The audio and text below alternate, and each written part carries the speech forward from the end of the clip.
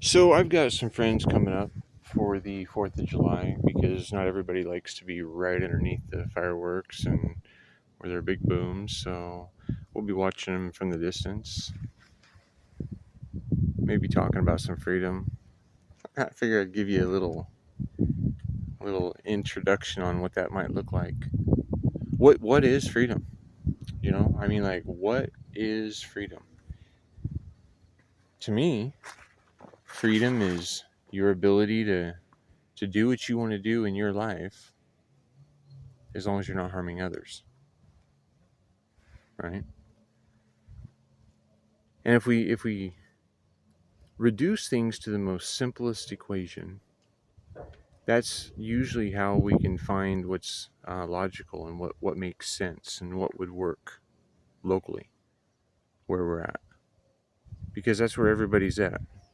Everybody is, they're local to where they are, yet we're allowing people who are 3,000 or 5,000 or more miles away to dictate who and how we are in our life, asking permissions to exercise rights disguised as privilege, enforced by useful idiots. What we're missing is the foundation of law. Right? So the first law is free will. If we're all equal and we're all children of a creator of some sort, right? Because we didn't just come out of a petri dish, right? Or at least I don't think I did. I was told I came out of a womb, but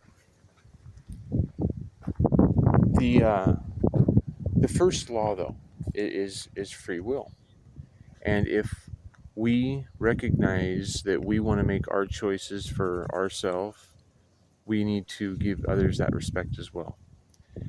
And so the first violation of the first law is the theft of consent. So if you can do whatever you want to do with you and what you have rightfully acquired, we need to allow other people to do the same. And that's the basis of voluntarism as well. Voluntarism is about a self ownership and non aggression principle. And that's not pacifism, because that's recognizing that the only legitimate use of violence or force is in self defense. Because if I have to force you to do something, that means that it's against your will. And then I'm violating your will. And that's pretty bad, right? That's pretty bad. I mean, like if we violate somebody's will, like sexually, we'd call that rape, right? And if we steal somebody's body from them without their permission, like you pew pew them or something, that is a violation of your free will, and it's called murder. But what happens if a culture has been shaped by tell a vision programming for everybody to see and act a certain way so that their free will is what is leading to enslavement and struggle and stress on every level of their life? And there's something that we don't talk about often enough because it's happening too often, and that's when people are unaliving themselves. I don't even know if I think they take away your channel if you say that S word on here. But but we really need to focus on what we're inherently doing as a society that's wrong. That people want to do that, and they're doing it at an alarming rate.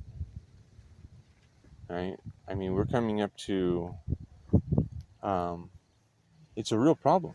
Even children are choosing to do that, and I think it's because people don't feel free. They don't feel free to be who they want to be.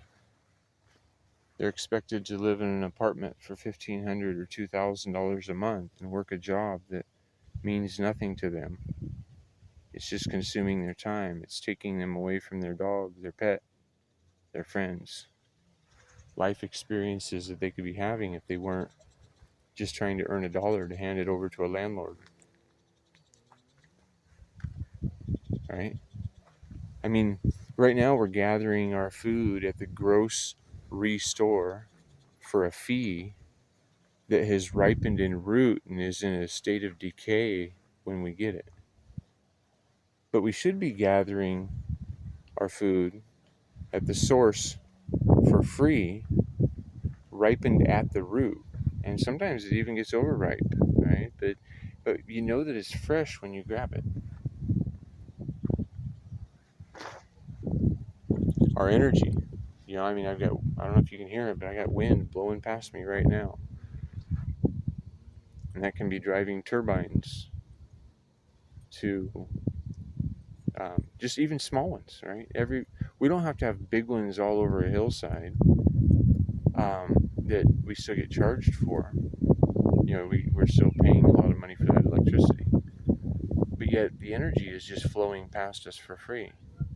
So my opinion is that we should invest into local turbines, just on each house that is going to have sufficient wind to power it, right? Or some solar panels. Living outside of the city is a lot less expensive, and so it makes it to where it's peaceful, and that's where I prefer to stay out here. I don't go to town except when I have to.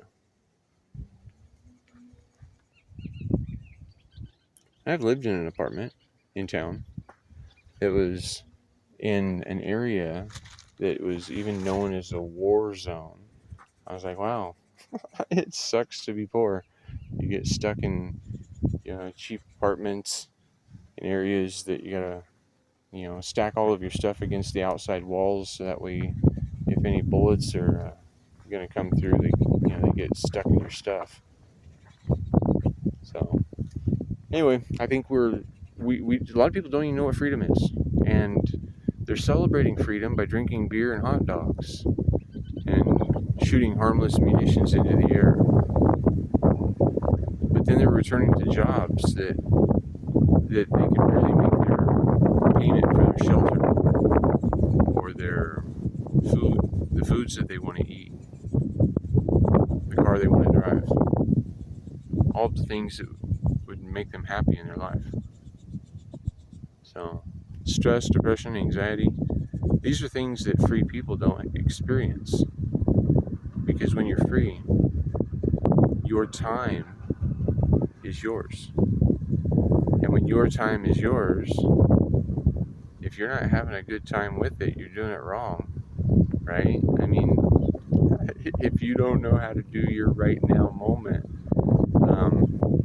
it's time that you spend some time and learn who you are and what makes you happy.